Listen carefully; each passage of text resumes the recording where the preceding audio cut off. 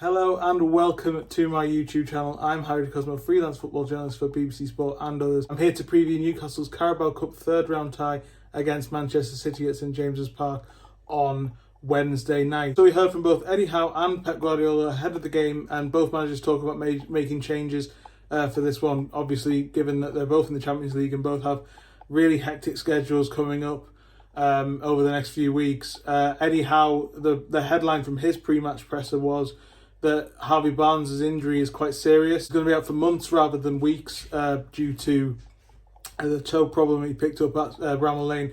At the time, it was kind of papered over by Anthony Gordon's performance in that game. He came on and really stole the show, and obviously that 8-0 victory. And the mood couldn't be better within the club at the moment, given the situation.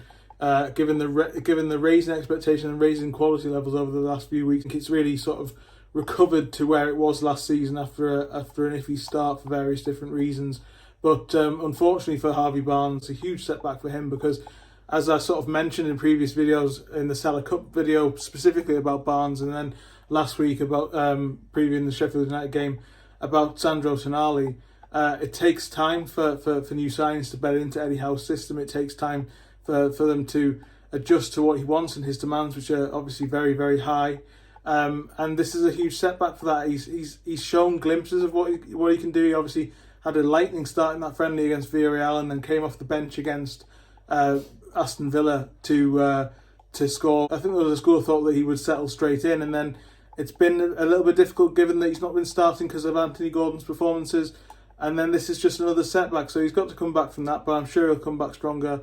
I know there's a little bit of a discourse now as a result of this as to whether it was the right thing to do to sign him, whether the money could have gone elsewhere. But I think that's just natural when things aren't going well and things like this happen.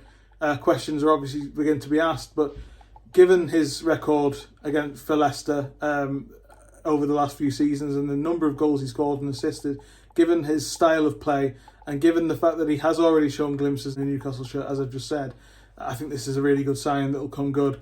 It's just really unfortunate that they'll now have to wait a little bit longer to make that impact, I think. Elsewhere in the team, I think there's likely to be changes. I wouldn't be surprised if I saw Tino Livramento at right back and maybe Elliot Anderson at left midfield now that Harvey Barnes injured. It would have been, ironically, a really great game for Harvey Barnes to start, I think, because Anthony Gordon is really due a rest. Lewis Miley is somebody else who might get a run out. It'd be a big baptism of fire for him. And then, potentially Jamal Lascelles at centre-back. Every single player who started on Sunday is now susceptible to coming out just because of the sheer number of games. Obviously, Burnley on Saturday, if they win that game, they're right back in the top six picture and right back to where they expect to be this season. So that's a huge game that they need to win against another winless team.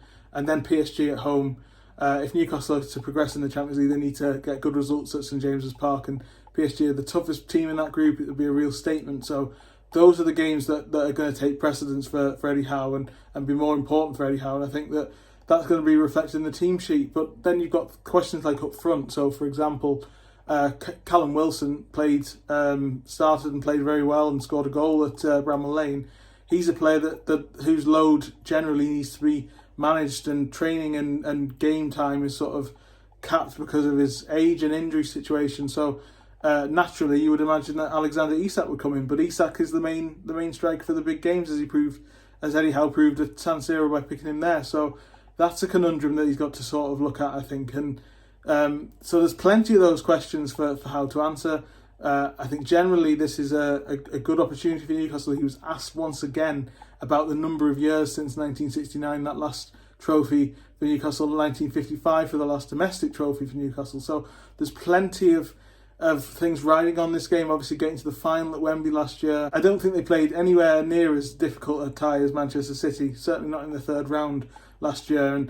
And that's in a way a shame, but if they can get the victory, then that's a huge scalp out the way and on the way to getting hopefully back to Wembley and going one better than they did last season. Obviously, it made such a feel-good factor for last season, that run, and hopefully they can do it again. But with the caveat this time that the league is going to be that bit more challenging because of the Champions League, and everybody really wants to make such a splash in the Champions League this year, given that the group that they've got, every game is huge.